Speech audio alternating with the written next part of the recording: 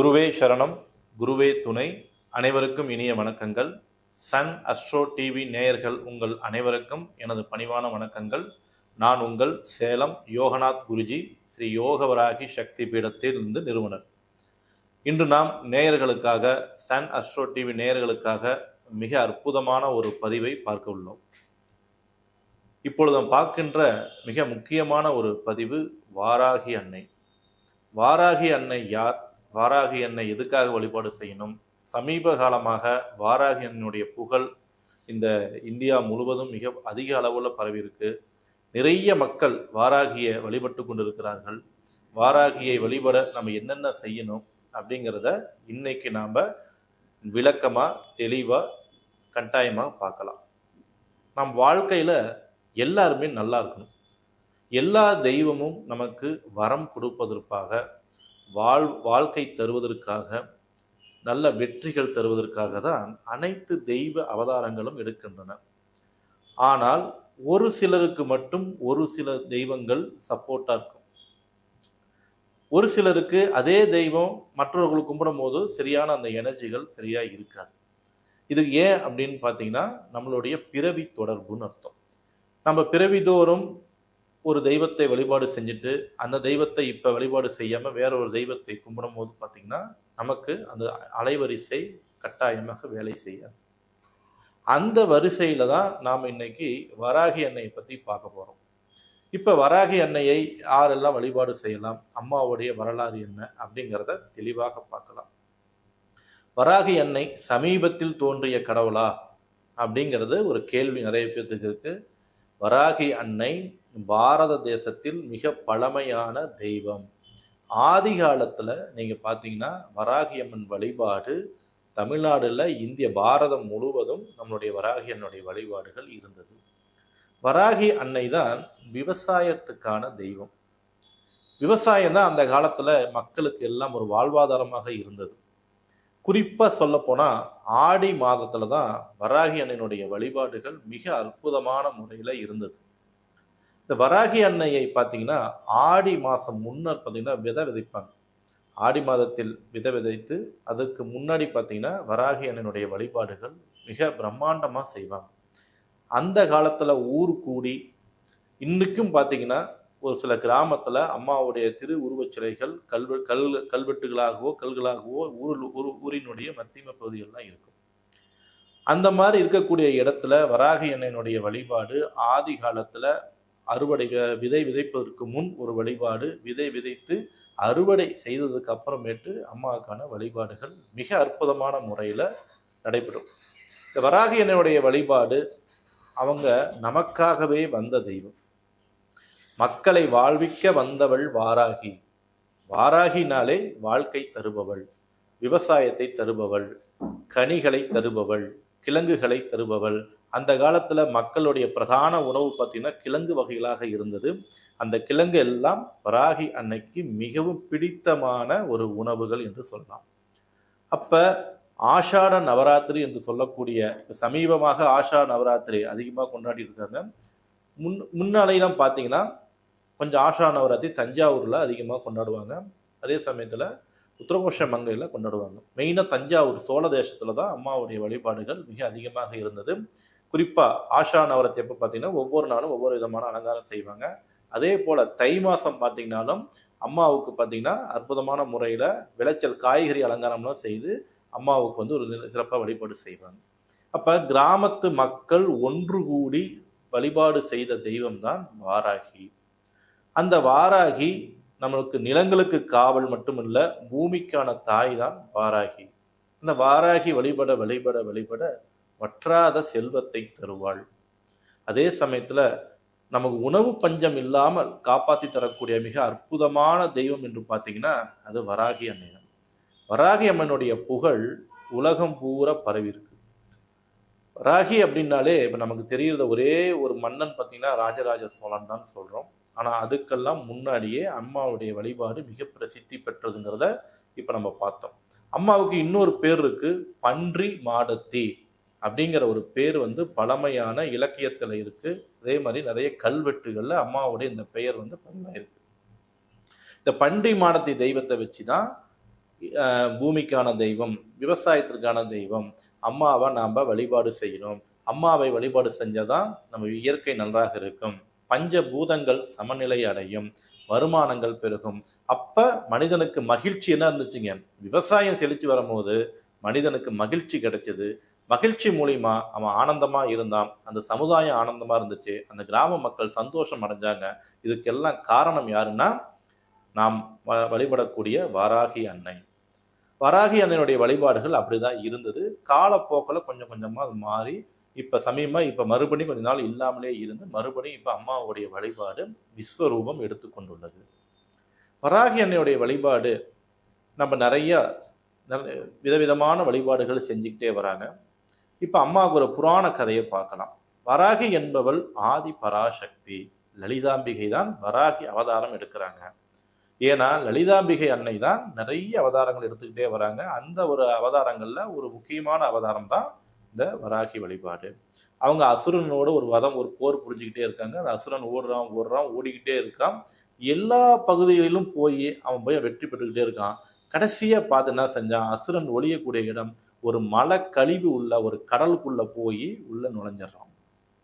இப்ப பராசக்தி லலிதாம்பிகை அந்த மலைக்கழிவு கடல் என்று சொல்லக்கூடிய கடல்ல உள்ளே இறங்கி செய்ய முடியாதுங்கிறதுனால அப்ப அம்மாவுடைய சக்தி தோன்றி அந்த மலைக்கழிவுக்குள் செல்லக்கூடிய மிக அற்புதமான சக்தியாக முகத்தை அமைத்து அந்த பூமிக்குள்ள பிரவேசம் செய்வதுதான் பன்றி முகமாக வராகி அவதாரங்கள் நிகழ்கிறது. ஆனால் வராகி அன்னை பன்றி முகம் என்பது இந்த ஒரு காரணத்துக்காக தான் உருவாக்கப்பட்டது. அப்புறம் வராகருடைய அவதாரத்துல வராகருக்கு சக்தியாக அம்மா இருக்கிறாங்க அப்படிங்கிறதையும் நம்ம கதைகள்ல பார்த்துருக்கோம். அப்ப ஒரு அசுரனை அழிப்பதற்காக யாரும் தயங்கிய நேரத்தில் அந்த மகாசக்தி உருவான ஒரு சக்தி தான் வாராகி. அவங்க பன்றி முகம் எடுத்துன்னா கூரான முகம் எடுத்து பூமியை நுழைச்சு உள்ள அந்த கடலுக்குள் இருக்கக்கூடிய அந்த அசுரனை பிடித்து வெளியே வதம் செய்து மக்களை காப்பதற்காக தேவர்களை காப்பாத்துறாங்க அப்படிங்கிறத கதை. இது நிறைய பேருக்கு தெரியும், சில பேருக்கு தெரியாம கூட இருக்கும். இப்ப இந்த கதையின் மூலமாக வராகி அண்ணனுடைய வரலாறுகள் நீங்க தெரிஞ்சுக்கிட்டீங்க. சரி, இப்ப வராகி அண்ணனுடைய வழிபாடுகள் எப்படி செய்யலாம், வராகி அன்னையை யார் வழிபாடு செய்யலாம், யாரெல்லாம் வழிபாடு செய்யக்கூடாது அப்படிங்கிறத பார்க்கலாம். வராகி அன்னையை பொறுத்த வரைக்கும் யார் வேணா வழிபாடு செய்யலாம். எந்த விதமான உங்களுக்கு கட்டுப்பாடுகள் இருந்தாலும் பயம் தேவையில்லை. பயம் என்பதே அம்மாவிட்ட தேவையில்லை. ஏன்னா சமீப காலத்துக்கு முன்னாடி வரைக்கும் பார்த்தீங்கன்னா வராகி அன்னையை வழிபாடு செய்யக்கூடாது, அது ஒரு அசுர தெய்வம், அது ஒரு முரட்டு தெய்வம், அது ஒரு போர் தெய்வம், அதில் வீட்டில் வைக்கக்கூடாது என்பதெல்லாம் இருந்துச்சு. நாங்கள் வழிபாடு செய்யும் போது நான் சொல்ல காலகட்டமெல்லாம் பார்த்தீங்கன்னா 2006 2007 இந்த காலகட்டத்தெல்லாம் பார்த்தீங்கன்னா அம்மாவுடைய புகைப்படம் கிடைப்பதே அரிதாக தான் இருக்கும். தஞ்சாவூர்ல கொடுத்துட்டு இருப்பாங்க அம்மாவுடைய புகைப்படத்தை, மற்ற வேற எங்கேயும் அம்மாவுடைய புகைப்படம் கிடைக்காத அளவு தான் இருந்தது. ஆனா காலங்கள் மாற மாற இன்று அம்மாவுடைய அருளும் அம்மாவுடைய கருணையும் அம்மாவுடைய யுகம் ஆரம்பிச்சதுனால ஒரு பஞ்ச பூதங்களை சமநிலைப்படுத்தணும், இந்த மக்களை காப்பாற்றணும், கலியுகத்துல ஒரு மிகப்பெரிய மாற்றத்தை நிகழ்வதற்காக அம்மா ஒரு புதிய அவதாரம் எடுத்திருக்காங்க. அதுதான் உண்மை. அந்த அவதாரத்தின் அடிப்படையில தான் இன்னைக்கு இல்லந்தோறும் வாராகி என்பது இப்ப இல்லந்தோறும் வாராகி வழிபாடாக வளர்ந்து கொண்டிருக்கிறது. இன்னும் வருங்காலத்தில் கணபதி சிலைகள் எப்படி இருக்கிறதோ அதே போல வாராகி அண்ணனுடைய வழிபாடுகள் ஒவ்வொரு இல்லத்திலும் வந்துவிடும். ஒவ்வொரு தெருவுகளிலும் வராகி வழிபாடுகள் வருங்காலத்துல வந்துவிடும். ஆனா அம்மா வளர ஆரம்பிக்கிறாங்க. இந்த அலைவரிசன் முதலே ஃபர்ஸ்ட் எடுத்தோன்னே சொல்லியிருந்தேன். ஒவ்வொரு தெய்வம் ஒரு மனிதனுக்கு செட் ஆகும், சில தெய்வம் செட் ஆகாது. நீங்க வராகியை பொறுத்தவரை அம்மா யாரையுமே கெடுத்ததாக கிடையவே கிடையாது. அம்மா வாழ வச்சுதான் பழக்கம். ஏன்னா இந்த மக்களை வாழ்விக்க தான் வந்தவள் வாராகி அப்படிங்கிறதுனால அம்மா ஒரு போர் தெய்வம் தான். அப்படிங்கிறதுனால அம்மா கெடுதல் செஞ்சிருவான்னு நினைக்காதீங்க. அம்மா ஒரு கருணை உடையவள்.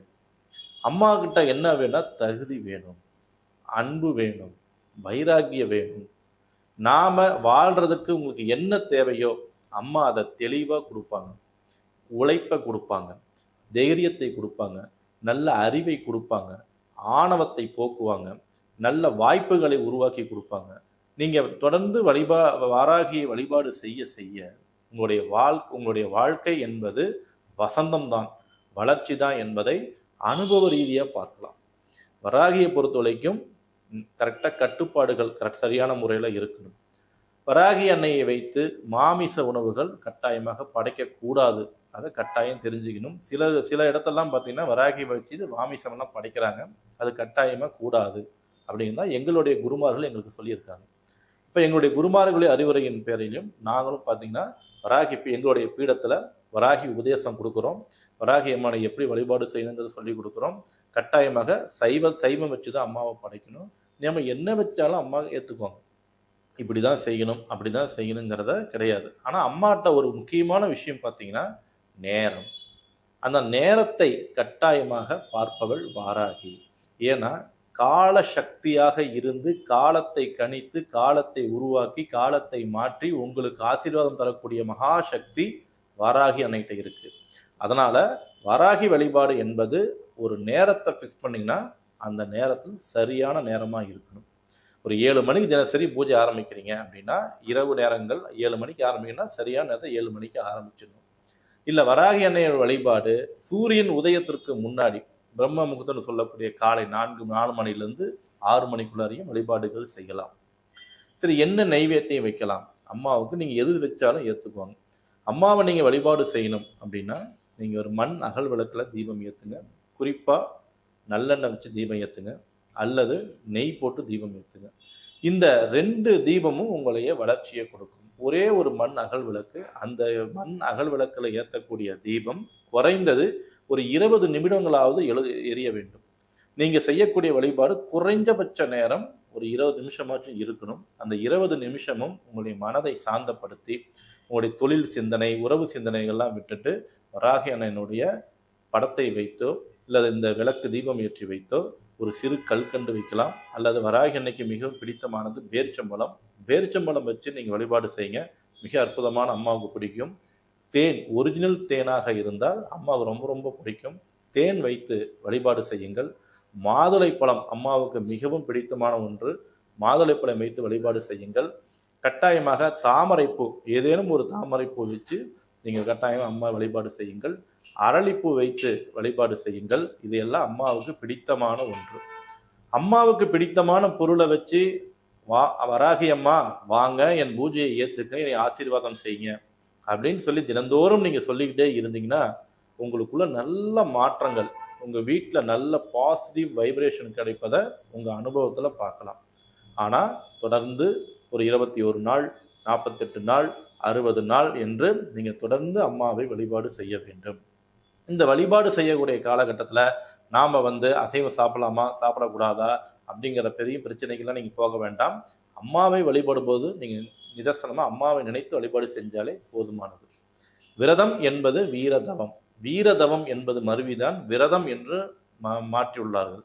அப்ப விரதங்கள் என்பது என்ன? கட்டுப்பாடு. முதல்ல நேர கட்டுப்பாடு என்பதுதான் மிக மிக முக்கியம். தினசரி எந்த நேரத்தில் பூஜை ஆரம்பிக்கிறீங்களோ அந்த நேரத்தில் பூஜையை ஆரம்பிச்சு தொடர்ந்து 21 நாள் 48 நாள் 60 நாள் தொடர்ந்து பண்ணிக்கிட்டே வாங்க. ஏதாவது ஒரு கோரிக்கையை வைத்து வழிபாடு செய்யுங்கள். மிகப்பெரிய மாற்றங்கள் கட்டாயம் வரும்.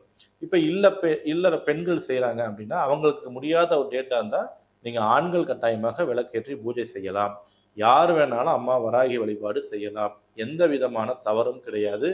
நேரம்தான் ரொம்ப ரொம்ப முக்கியம், ஒழுக்கம் முக்கியம். இந்த 2 முக்கியத்தை வச்சு நீங்கள் அம்மா வழிபாடு செஞ்சீங்க என்றால் வாராதிரால் அல்ல ஓலை ஞான வாராகிமே அப்படின்னு 1100 ஆண்டுகளுக்கு முன்னாடி பாடின பாடல் அது, மந்திர வார்த்தை அது. அந்த மந்திர வார்த்தையை ஏற்று அம்மா வருவதை நீங்கள் உணரலாம். அம்மாவுடைய வருகை என்பது உங்கள் வாழ்க்கையில மாற்றத்தை ஏற்படுத்தி கொடுக்கும். உங்களுடைய பேச்சுகளில் பார்த்தீங்கன்னா நல்ல வீரங்கள் கிடைக்கும், பேச்சு சாதுரியங்கள் கிடைக்கும். நீங்க பேசலாம், மற்றவங்க ரசிப்பாங்க, மற்றவங்க ஏத்துக்குவாங்க, உங்களுடைய பேச்சு பிடிக்கும், உங்கள்கிட்ட கொஞ்சம் நேரம் பேசணுங்கிற எண்ணங்கள் ஏற்படும். இது எல்லாம் வந்துட்டா வாராகியினுடைய அருள் உங்களுக்கு கிடைச்சிட்டு இருக்குங்கிறது அர்த்தம். அதே மாதிரி தொடர்ந்து வராகி வழிபாடு பண்ணிக்கிட்டே வாங்க. எப்பொழுதெல்லாம் வாய்ப்பு கிடைக்குதோ அம்மாட்ட ஒரு கோரிக்கையை வைத்து அம்மா நிறைவேற்றி கொடுமா, உங்கள் வீட்டில் ஒரு பெண்ணா நினைச்சு வழிபாடு செஞ்சீங்கன்னா நிச்சயம் வராகி கட்டாயமாக உங்களுக்கு நல்ல வாழ்க்கையை தருவாள், நல்ல ஏற்றத்தை தருவாள், வெற்றியை தருவாள், வித்தையை தருவாள், ஆயுளை தருவாள். எவ்வேற்பட்ட கண்டங்கள் இருந்தாலும் அந்த கண்டத்தை தீர்த்து கொடுப்பாள். பல சோதனைகளை கடந்தவர்களுக்கெல்லாம் தெரியும் வராகி வழிபாடு என்பது. இவர்கள் மட்டுமல்ல, ராஜராஜ சோழத்துக்கு முன்னாடி இருக்கக்கூடிய நிறைய மன்னர்களாகட்டும் அல்லது மிகப்பெரிய சாதனை புரிந்த அனைவருக்குமே வராகி அன்னை வரம் தந்திருக்கிறார்கள். ராவணனே வாராகியை வழிபட்டு மிகப்பெரிய வரத்தை பெற்றான்ங்கிற ஒரு குறிப்பு இருக்கு. இன்னும் நிறைய பேர் வெளியில சொல்லாம அம்மாவை உபாசனை செய்து கொண்டிருக்கிறார்கள். நீங்களும் வராகி வழிபாடு செய்து வாழ்க்கையில பல நலங்களும் வளங்களும் பெற்று வாழ்வாங்க வாழ வேண்டும் என்று கேட்டுக்கொள்கிறேன். நன்றி, வணக்கம். நான் உங்கள் சேலம் யோகநாத் குருஜி.